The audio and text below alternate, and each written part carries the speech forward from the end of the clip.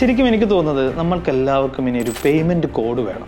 കാരണം ഈ കഴിഞ്ഞ ദിവസം എൻ്റെ ഒരു ആത്മസുഹൃത്തിൻ്റെ ഓഫീസിലേക്ക് ചീഫ് അക്കൗണ്ടന്റിന് അദ്ദേഹത്തിൻ്റെ തന്നെ ഒരു വോയിസ് മെസ്സേജ് വരുന്നു. അദ്ദേഹത്തിൻ്റെ അതേ വോയിസ് 50 ലക്ഷം രൂപ അദ്ദേഹം പറയുന്ന അക്കൗണ്ടിലേക്ക് ഇടാനായിട്ട് ആ വ്യക്തി തന്നെ അദ്ദേഹത്തിന്റെ അക്കൗണ്ടന്റിന് കൊടുക്കുന്ന ഒരു സന്ദേശമാണ്.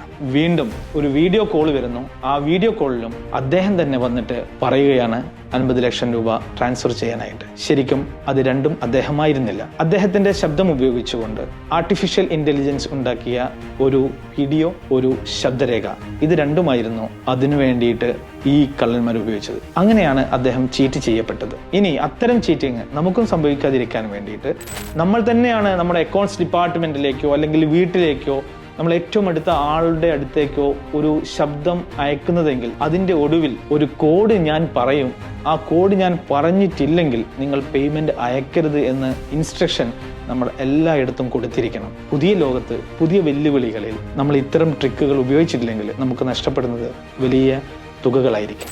Beware about such AI threads. ഞാൻ നിങ്ങളുടെ സ്വന്തം സഹീർ സ്റ്റോറീസ്. Thank you.